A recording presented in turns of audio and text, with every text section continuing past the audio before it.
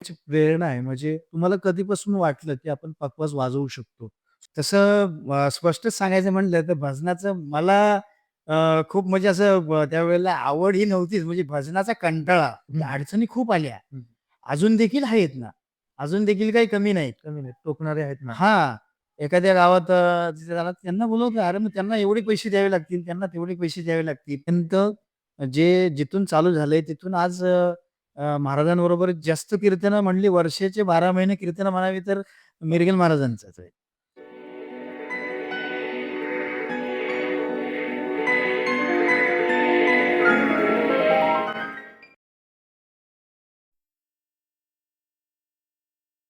रामकृष्ण हरी.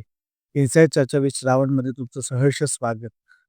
आपला पहिलाच पॉडकास्ट आहे आणि पहिल्याच पॉडकास्टचा पहिलाच एपिसोड आहे. तर इनसाइड चर्चा म्हणजे असे काही कलाकार असतात, असे काही व्यक्तिमत्व असतात आपल्या समाजामध्ये, जे कोणाच्या निदर्शनात येत नाही. पण त्यांची सुद्धा एक प्रवास असतो, त्यांची सुद्धा एक वाटचाल असते आणि त्या वाटचालीचा, त्या प्रवासाची चर्चा कोणीही करत नाही. त्यांचं कौतुक कोणीही करत नाही. मग ती आतली बाजू, त्यांची जी आतली बाजू आहे म्हणजे इनसाइड जी चर्चा आहे, ती आपण आपल्या पॉडकास्टद्वारे करणार आहोत.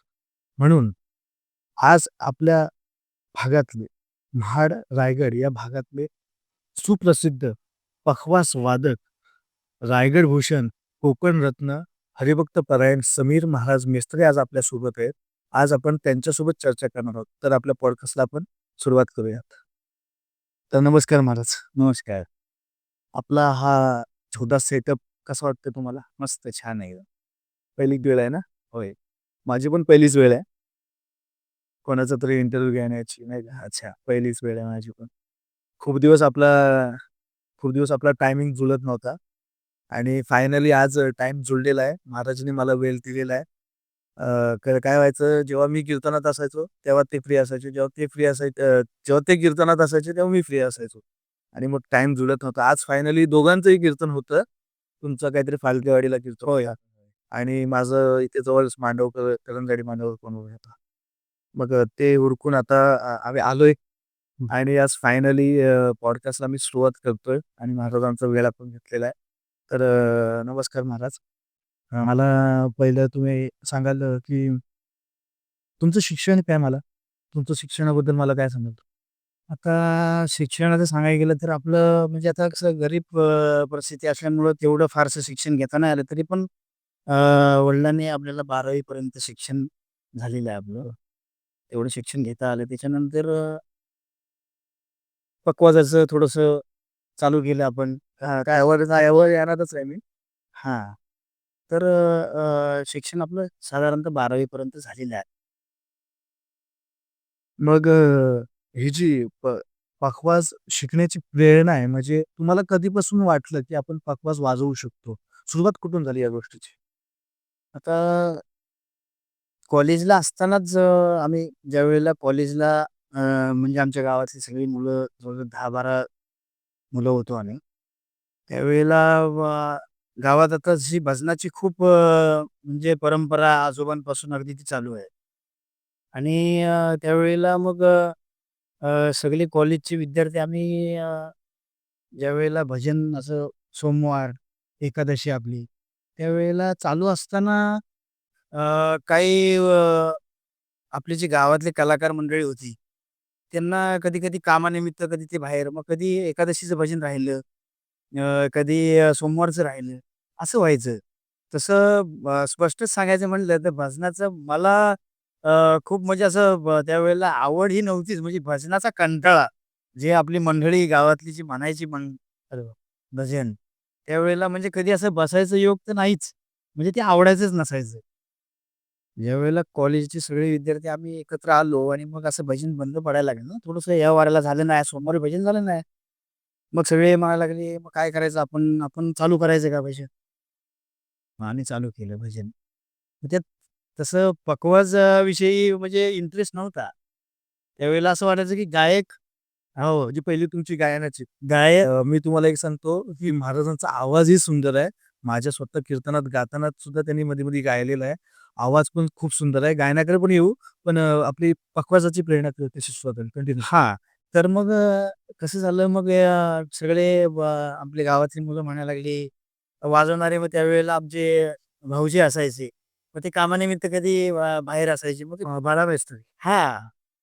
तर मग ते म्हणायचे, की "समीर तू थोडंसं बघ वाजवून, तुला जमतंय का?" मग त्यावेळेला थोडं-थोडंसं पखवाज वाजवण्याचा प्रयत्न करायला लागलो. तर थोडं-थोडंसं जुळायला लागलं ते. आता कसं थोडंसं म्हणजे कोर्स न शिकता वगैरे. हो, हो. त्यावेळेला क्लास वगैरे काहीही नव्हता. मी ते कॅसेट लावायचा एखादा अभंग, त्या कॅसेटच्या अभंगाला कसं वाजवलं, ते थोडंसं ऐकायचं, वाजवायचं. मग तो तुम्ही अभंग एखादा म्हटलात, तर त्या अभंगाला कसं वाजवावं, ते थोडंसं आम्ही ऐकून तसं वाजवायचो. म्हणजे गावातल्या विद्यार्थ्यांनी म्हणजे गावातल्या मुलांनी मुलांनी भजन तुम्हाला भजन चालू केलं आणि त्यांनी असं म्हटलं, की वाजव, हां, टाक हात पकवाज. थोडंसं चालू करा तुम्ही. सध्या त्या दुसरं वाजवणारा कोण नाहीये. बरोबर. मग म्हणजे पहिलं विदाऊट क्लासिकल म्हणजे क्लासिकल शिवाय, शिक्षणाशिवाय त्यांनी पखवाजाची म्हणजे पखवाजाच्या शिक्षणाशिवाय त्यांनी पखवाज वाजवायला सुरुवात केली. मग नंतर तुमचे गुरु म्हणजे आदरणीय सुनील महाराज मिस्त्री, तुमचे जे गुरु आहे, त्यांची पहिली भेट कशी झाली? म्हणजे काय सुचलं, की तुम्ही त्यांच्याकडे क्लास लावलात? ते काय सांगाल तुम्ही?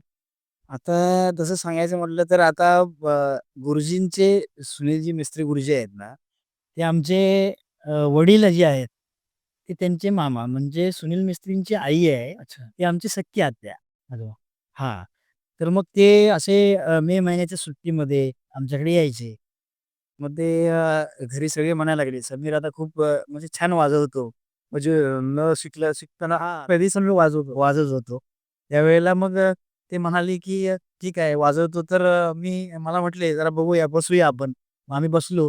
त्यांनी पाहिलं वाजवताना. तर मग त्यांनी मला असा प्रश्न केला, की म्हणले, "समीर अरे तू वाजवतोस बरोबर आहे. आता ही लग्गी वाजवलीस तू. हिला लग्गी म्हणतात." अरे हां. तर तुला हे माहिती आहे का, हे तू काय वाजवलंस? तर मी गुरुजींना म्हटलो, "नाही गुरुजी, मी नाही सांगू शकत हे काय वाजवलं. मी तुम्हाला वाजवून दाखवू शकतो. पण ते मी काय आहे हे सांगू शकत नाही." मग गुरुजी मला म्हटले, "अरे मग हे एखाद्या वेळेला तू कीर्तनात छान वाजवलंस, तर ते तू लोकांसमोर म्हणजे एखाद्या विद्यार्थ्याला किंवा एखाद्या शिकणाऱ्याला आवडलं ते. हो, हे महाराज तुम्ही बोल वाजवलात तर चांगला आवडला मला. तर तुम्ही मला जरा लिहून देता का? तर तुम्ही द्याल का लिहून?" म्हणलो, "नाही देता येणार कारण मी शिकलेलो नाही." वेगळं. मग मुळात मला तुम्ही काय वाजवताय ते तुम्हाला माहिती नाही. तुम्ही फक्त एखाद्याचं बघून एखादं ऐकून वाजवत होतो. तर मग गुरुजी आम्हाला म्हटले, की "मग हे जर तुला जाणून घ्यायचं असेल, तू हे काय वाजवतोस? तर तुला क्लास जॉइन करावा लागेल." मग 2005 मध्ये तिथून क्लास आम्ही गुरुजींकडे चालू चालू केला.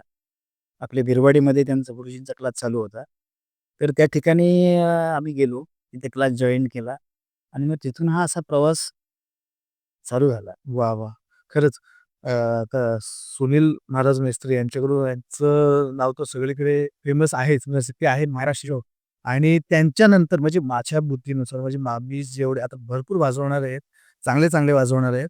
पण माझ्या माहितीनुसार जर का त्यांच्यानंतर जर का कोणाचं नाव लागतं, तर महाराज तुमचं नाव लागतं. कारण का सुनील महाराजांनंतर जर का कोण म्हटले ना, सुनील महाराज नाहीत ना तिथे, हां, मग समीर महाराज असतील.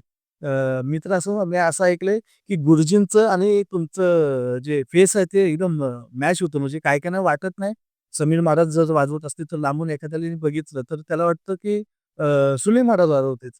असं असं पण होतं. असं होतं, का असा बऱ्याचशा वेळेला प्रसंग आला, की आम्ही काही गावातनं असे गेल्यानंतर तिथं मंडळी यायची, भेटायची म्हणली, परवा आपण आपल्या कार्यक्रमाला तिथं तुम्ही भेटलात. खूप सुंदर कार्यक्रम झाला, खूप छान वाजवलेत." त्यावेळेला मीच कन्फ्यूज व्हायचो, की आपण या गावात कधी गेलेलो नाहीये आणि तिथं हे म्हणतात, की तुम्ही खूप छान वाजवलं किंवा काय असं. अशी बरीचशी मंडळी भेटायची. अच्छा. पण त्यावेळेला कधी म्हणजे असं त्यावेळेला माझंच असं मला वाटायचं, मी कधी या गावात गेलो नाही आणि हे कसे असं म्हणतात, की तुम्ही खूप छान वाजवलं. मग मी त्यांना बोलायचं असं, की आमचे गुरुजी असतील ते. कारण त्यांचा आणि माझा फेस थोडासा लोकांना मिळता-जुळता वेळ मी पण कधी-कधी असं फोटोमध्ये त्याच्यावर बघतो ना, अच्छा. सेम साम्य दाढी वगैरे नाही का, एकदम साम्य आहे तुमच्या दोघांमध्ये. बरोबर. तर असा बऱ्याचशा ठिकाणी प्रसंग आला. मग तिथली मंडळी म्हणायची, "तुम्ही त्यांच्याकडे शिकताय आणि तसेच वाजवताय, तसेच दिसताय. म्हणजे वादनातलेही आता त्यांच्याकडेच पखवाजाचा अभ्यास चालू आहे. त्याच्यामुळं काही गोष्टी त्यांच्या म्हणजे तेच अंगात येतात असं हिशोबाने आम्ही वाजवतो. खरंच गुरु आणि शिष्याचं एक सर्वात मोठं उदाहरण तुम्ही आणि सुनील महाराज आहात. खरंच माझी सुद्धा त्यांची काही जास्त भेट झाली नाही. मग कधीतरी भेट झाली ती कीर्तनातच झाली. एखाद्या दुसऱ्याच्या कीर्तनात वगैरे, बाबांच्या कीर्तनात. असं मला असं आठवतं एकदा आपण भेटलो होतो कुर्ल्यामध्ये रात्रीचं कीर्तन होतं. होय, होय. नाही का? तेव्हा तुम्ही सुद्धा वाजवत होता शिवजयंती निमित्ताने. तुम्ही सुद्धा समोर होतात होय. आणि ते वाजवत होते समोर. मी असं कीर्तन अर्धा झाला होता, संपायला आला होता. तुम्ही कीर्तनावरून आलो होतो. आलो आणि मग मला भेटले महाराज आणि नंतर त्यांनी भाषण केलं सुनील महाराजांनी. तेव्हा बोलले, की आम्हाला वाटलं राजेच आले, शिवजयंती होती. हां, राजेच आले होते. तर मी पण ह्या म्हणजे त्यांचं त्यांचं जे व्यक्तिमत्व आहे आणि मी तुम्हाला सांगेन, की लवकरच मी समीर महाराजांचे गुरु म्हणजेच आदरणीय सुनील महाराज मेस्त्री त्यांना सुद्धा पॉडकास्टमध्ये आणणार आहे. लवकरात लवकर. तेवढं त्यांचा वेळ भेटत नाही, कॉन्टॅक्ट होत नाहीये. नंतर ते सुद्धा कार्यक्रमात वगैरे कुठे ना कुठेतरी व्यस्त असतील. तर लवकरच त्यांना सुद्धा मी आणणार आहे. जसं आता तुम्ही बोललात नाही का, स समीर महाराज म्हणजे सुनील महाराजांचा फेस तुमच्यासारखं दिसतो आणि ते अनुभव आलेत. मला सुद्धा आलेत. काय अनुभव? तुमचा आणि माझा फेस थोडा-थोडा जुळतो. जेव्हा केस माझी बारीक होती तेव्हा. अ, आत्ताच रायगडला मी गेलो होतो. मग किस्सा सांगतो तुम्हाला. रायगडला गेलो होतो. एक लहान मुलगा आला. लहान मुलगा आला. माझा भाऊ काल क्लासला आला होता. पण मी नाही आलो. मी पुढच्या शनिवारी येणार आहे. असा तो बोलला. तर मला आधी काहीच समजलं नाही. तू काय बोलतोय? कशाबद्दल? मला एवढं पण नाही समजलं की कुठल्या क्लासला. झालं तो माझ्या भोवतीच फिरत होता. मी आपलं आता आपलं दोघांचं सेम साम्य आहे. आपली वारकरी वेशभूषा वगैरे आणि नंतर मग तो आला परत. तर माझा भाऊ बोल जो दिलेन त्याने तो शिकलाय. आता मला मी मागे राहायला नको. मी पुढच्या शनिवारी येणार आहे. तर मला तुम्ही 2 बोल द्या. असा तो बोलला. बोललो, "समीर महाराजांकडे का जातोस तू क्लासला?" तर तो माझ्याकडे बघत बसला. म्हणजे हे समीर महाराज नाहीत. विठ्ठल मंदिरामध्ये महाडला आहेत. अच्छा, अच्छा. तो आहे नेरावचा मुलगा आहे. नेरावचा. तर बोललो, "मी समीर महाराज नाही, पण ते आले तर मी त्यांना सांगतो हां, तुला डबल बोल द्यायला." म्हणजे वाजवायचा बोल वगैरे. तर असा पण प्रसंग येतो. कधी-कधी काही-काही लोकांना असं वाटतं जेव्हा मी महाराजांसोबत, श्याम महाराजांसोबत जातो, माझ्या वडिलांसोबत, तेव्हा काही लोकं मला सुद्धा समीर महाराज म्हणून समजतात. कारण का कधी-कधी नाही लोकांना लक्षात येत आणि सांगायचं तात्पर्य एवढंच, की हे जे सगळे वारकरी आहेत ना, ते आम्ही सगळे एक आहोत. एकच आहोत सगळे.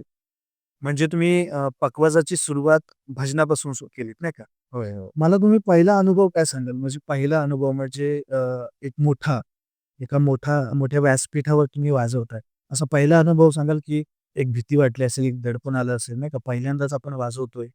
पहिल्यांदाच माईक लागला असेल पखवाजाला तुमचा नाही का? भजनात तुम्ही गावात तर आपण बिनधास्त वाजवतो. तेव्हा कसलीच काही भीती वगैरे नसते. पण जेव्हा आव्हान तेव्हा येतं, की आपल्याला पहिल्या कीर्तनात वाजवायचं. तर तुमचा पहिला अनुभव कोणासोबत झाला? कोण कीर्तनकार होता आणि कधी झाला? कितव्या वर्षी झाला? आता कसं झालं हे क्लास जॉइन केल्यानंतर ज्यावेळेला आपण वाजवायला लागलो क्लास चालू असताना देखील कीर्तनं यायची. मग ज्यावेळेला इंचगिरी संप्रदायाचे गुरुवर्य तुलसीदास दादा महाराज हे पेणचे, हो, हो. पेण मोठेवडाव. तर रामनवमीचा सप्ताह होता तिकडे. हं. मस्करकोंड, रेवतळे. त्या ठिकाणी तिथली मंडळी आली. आमचे मोठे बंधू जयराम मेस्त्री हे थोडं वाजवतात पखवाज. ते पण वाजवतात. हां, ते आजोबांपासून अगदी आजोबा, वडील, मोठे बंधू ते वाजवायचे. त्यांना आमंत्रण ते आलं होतं रामनवमीचं. एक सेकंड हां.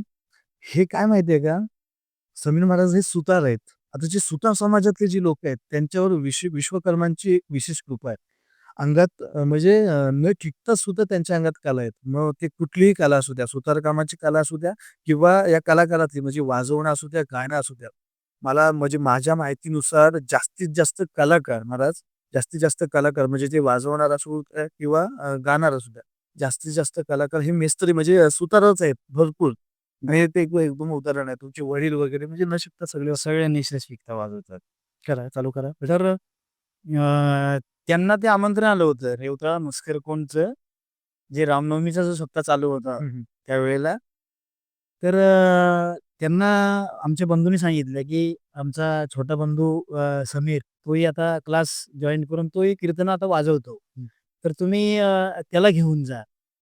त्यावेळेला कसं एकदम तब्येत बारीक आणि उंची सुद्धा खूप म्हणजे लहान असल्यामुळं मग कसं ते म्हणले ह्याला घेऊन जायचं म्हणजे ते कीर्तन वाजवायचं म्हणजे एवढं खाऊ नाहीये. हो.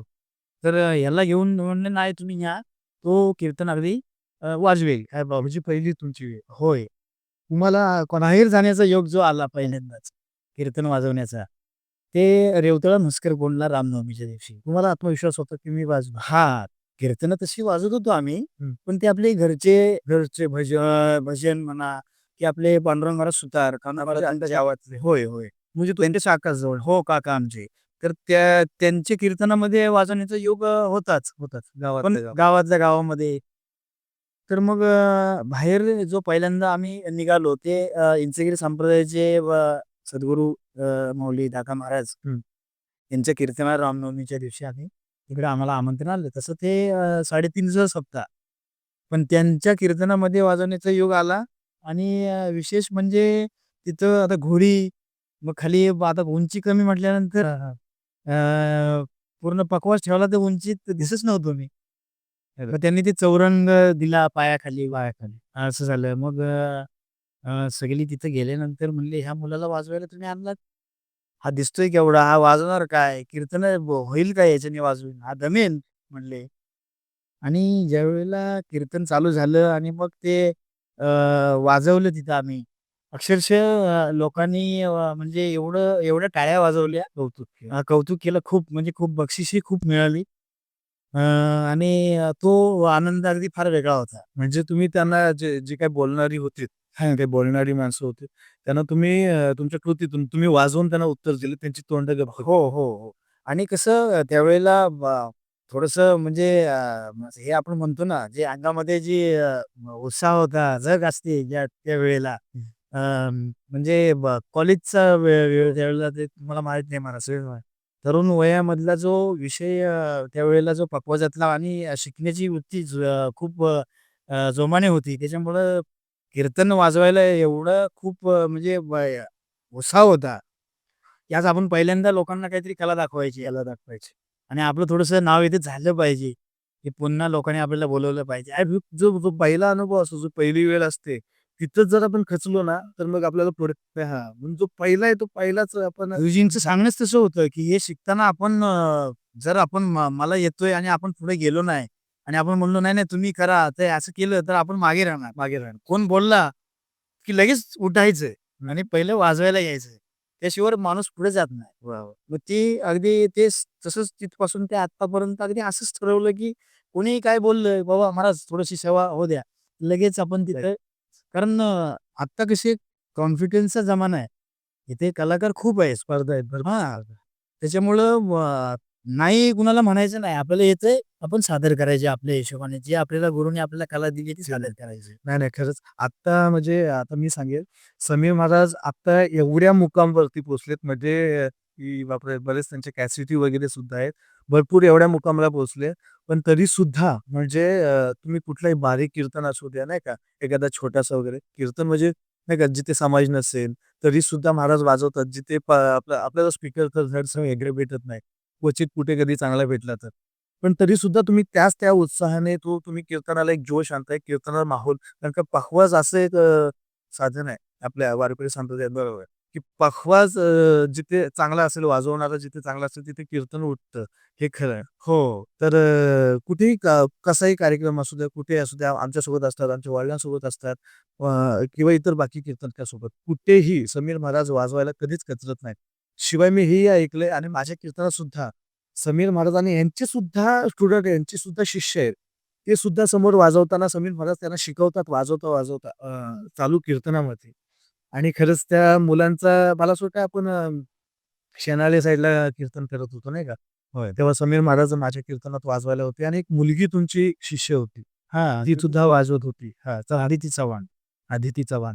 खूप सुंदर वाजवत होती आणि मला असं वाटतं ती तिच्या गावात वाजवत असेल, तिच्यावर थोडंसं दडपण होतं. पण महाराज तिला एवढी सांभाळून घेत होते.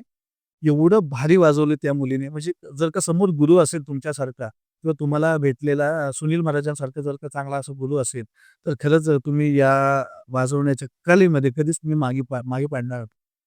कसं गुरुजींचं पहिल्यापासून सांगणं, की आपली कला सादर करत असताना समोरचा कसा म्हणतो, काय म्हणतो, तो चुकतो किती काय, की अशा गोष्टी कधी आपण त्या हे करायच्या नाही. हं. आपण आपल्या हिशोबाने आपलं त्याचा कार्यक्रम कसा उठेल, हं. तो कार्यक्रम आपल्याला अधिक चारी बाजूला कसा चांगला लोकांना सादर करता येईल अशा हिशोबानेच वाजवायचं. काही लोकांना सवय असते तशी, की बाबा त्याला थोडंसं आडवं वाजवावं किंवा हे असं करावं, तसं करावं. अशी खूप हे असते. पण गुरुजींचं पहिल्यापासून सांगणं, की आपण आपली कला सादर करत असताना समोर जे कीर्तनकार असतील ते मोठे असतील, छोटे असतील, समोर समाज किती असेल हे कधीही पाहू नका. आणि आपली कीर्तन कला एक सेवा आहे ना. हो. हे पांडुरंगाच्या सेवेत आपण कधीही आपल्या कलेचा हे करायचा नाहीये तिथे, की आपण त्या महाराजांचा किंवा त्या कीर्तनकारांचा एखाद्या तो कीर्तन ते पडेल, अशा हिशोबाने कधीही वाद्य करायचं नाही. आणि त्याचं सर्वात मोठं उदाहरण मी आहे आणि त्याचा पुरावा पण मी आहे. कारण जेव्हा माझी सुरुवात होती, आता तुमच्या आशीर्वादाने तुमच्या वगैरे म्हणजे बऱ्यापैकी चालू आहे. लोकं चांगलं आपल्यावरती प्रेम करतात. जेव्हा माझी सुरुवात होती, नाही का माझा स्वर जायचा. बोलताना वगैरे कीर्तन करायचा स्वर सगळ्यात महत्त्वाचा आहे. आणि तो स्वरात आणण्याचं जास्तीत जास्त जर का मला कोणी मदत केली असेल, तर समीर महाराजांनी. एवढंच नाही तर समीर महाराज मला माझ्या एखाद्या गुरुसारखे पण आहेत आणि मोठ्या भावासारखे मला मार्गदर्शन करत असतात, की अ, की "भाऊ तू मला भाऊ म्हणतात. आज जरी मला ते महाराज म्हणत असले पॉडकास्टवरती, तरी ते मला भाऊ म्हणतात. भाऊ तू आज इथे असा-असा समाज आहे, सुशिक्षित समाज आहे. तर तू काही मुद्दे असे मांड, की त्यांना ते आकर्षित झाले पाहिजे, अट्रॅक्टिव्ह झाले पाहिजे." असे मला भरपूर महाराज सपोर्ट करत असतात आणि माझा स्केलचं वगैरे कधी-कधी जात असला स्वर वगैरे किंवा चला आज भाऊचा आवाज नरम आहे, आज भाऊचा आवाज असा लागतोय, तर ते त्या हिशोबात ते असं स्केल लावणार म्हणजे पकवाजा लावणार. त्यांनी मला भरपूर सांभाळून घेतलं आणि याच लोकांनी मला सांभाळून थोडंसं मग मी हळू आता कीर्तन करायला लागलोय यांच्या आशीर्वादाने. आणि गुरु सारखे नाही तर गुरुच आहेत. कारण मी सुद्धा सुनील महाराजांकडे शिकायला एकदा पकवाज मी पण शिकायला स्टार्ट केली होती. पहिला बोल मी सुनील महाराजांकडून घेतला होय. आणि त्याच्यानंतरचे सगळे बोल बाकीचे सगळे मला असं वाटतं मी एकूण 15-16 बोल शिकलोय. तर पहिला बोल सुनील महाराज म्हणजे आमचे जे गुरु आहेत त्यांच्याकडून शिकलो आणि बाकीचे सगळे बोल मला समीर महाराजांनी शिकवलंय. महाराज मी ते बोल अजूनही वाजवतो. अजूनही लक्षात आहेत माझ्या. पण त्यानंतर मग काय कीर्तन सुरू झाल्याच्या नंतर मला कधी वेळ भेटला नाही. आणि मला ते कंटिन्यू करता आलं नाही. पण माझा भाऊ हरिभक्त परायण एकनाथ महाराज ते सुद्धा वाजवतात. ते सुद्धा यांच्याकडे शिक्षण घेतलेलं आहे. सुनील महाराजांकडून आणि यांच्याकडून शिकलेलं आहे. ते सुद्धा पखवाज वाजवतात. तर मग मला जास्त कधी वेळ आली नाही. पण कधी वेळ आली तर मी तुमच्याकडून परत एकदा काही विचारलं आहे. कधी वेळ वेळ सांगून येत हो, नाही. हो, हो. तर महाराज मला सांगा आता आपण वाटचाल जी चालू आहे वारकरी संप्रदायातली जी चालू आहे आपली जी सेवा चालू आहे, तुमची सेवा आहे. तुमची जरी पखवाज वाजवण्याची सेवा असली, माझी जरी कीर्तन करायची, आपल्याला आव्हाने भरपूर येतात. हो. आहेच आव्हाने तर भरपूर येतात. म्हणजे काही रोखणारी माणसं असतात, टोकणारी माणसं असतात किंवा किंवा तुम्ही जसं सांगितलं फार गरीब परिस्थिती होती आधी सुरुवातीला.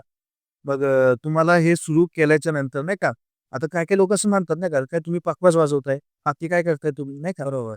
काय मुलगा करतो तुमचा तर पखवाज वाजवतो. हो. बाकी काय करतो, दुसरं काय करतो, काम काय करतो. बरोबर. पण त्याला हे माहीत नाही की पखवाज वाजवणं ही सोपी गोष्ट ही नाही. गोष्ट नाही. तर मग अशी काही आव्हानं भली तुमची गरिबीची असो किंवा काही लोकांची जी लोकं नावं ठेवणारी, नावं टोकणारी, रोखणारी असं काही तुम्हाला आव्हानं, अडचणी आलीत का? किंवा अजूनपर्यंत येतात का? हो, आता कसं झालंय नेमकं आपण पखवाज वाजवत असताना बरीचशी लोकं महाराज लोकांनाच म्हणायची, की आता आपल्या परिसरातली जे कीर्तनकार आपले सगळे आहेत. आपले निर्गल महाराज आहेत, वाजे महाराज आहेत, हं, बाटे महाराज. हं. असे कीर्तनकारांनाच कीर्तन आले, की ते कीर्तनाला वाजवायला आपल्याला बोलवायचे. आपल्या परिसरात अ, अ, एकटा एकमेव मी असल्यामुळं सगळेच कीर्तनकार त्यावेळेला आपल्याला म्हणजे आमंत्रण करायचे, "बाबा या इथं आधी काय अमुक ठिकाणी" सर्व तुमचं नाव झालं होतं. होय. त्यावेळेला कसं परिसरात एवढे वाजवणारे नव्हते कोण. म्हणजे होते पण तेवढं नाव नव्हतंच. हां. एक तुमच्या वाजवण्यात एक वेगळी शैली आहे महाराज. एक जादू आहे. बोटात तुमच्या खरंच जादू आहे. तर अशा वेळेला खूप अडचणी यायच्या. मग ते महाराज लोकांनाच म्हणायचे, की "तुम्ही त्याला कशाला बोलवता? मग त्याला काय वाजवता येतं?" म्हणजे बाकीची लोकं त्या महाराजांना सांगायचे आमच्या वडिलांना वगैरे. हां, वडिलांना, वाजी महाराज असतील, बाटे महाराज असतील, मिरगल महाराज असतील, तर त्यांना येऊन भेटायची लोकं, की "मग तुम्ही त्याला कशाला वाजवायला बोलवता इथे अरे बापरे! तुमच्या कीर्तनाला? त्याला काय वाजवता येतं?" त्याला काहीच वाजवता येत नाही, तुम्ही त्याला बोलवत जाऊ नका, असे सांगायचे. मग आम्ही महाराजांना सांगायचो, की महाराज तुम्ही जे कोण विचारतात, त्या मंडळींना तुम्ही सांगा, की बाबा तो आता शिकतोय. अजून त्याला काही तेवढं जमतच नाही. आणि आम्ही त्यांना सांगायचो, की बाबा आम्हाला अजून जमतच नाहीये. खरोखर नाही जमत आम्हाला. आणि अजून देखील आम्ही ते स्पष्ट मानतो.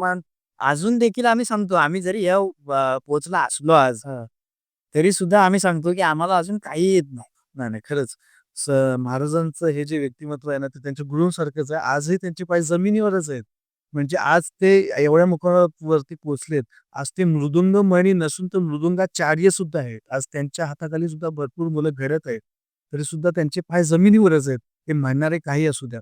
आणि मी तुम्हाला सांगतो महाराज, जरी हे म्हणणारे किती असे माझ्या वडिलांना सांगू द्या किंवा कुठल्याही कीर्तनकारांना, तरी त्या कीर्तनकारांनी तुम्हाला कधी लांब केलं नाही. आणि मला माहिती आहे जास्तीत जास्त तुम्ही कीर्तनं मिरगल महाराजांची म्हणजे माझ्या वडिलांचीच कीर्तनं जर का कोणी वाजवले असतील ते तुम्ही वाजवता. होय, होय, होय.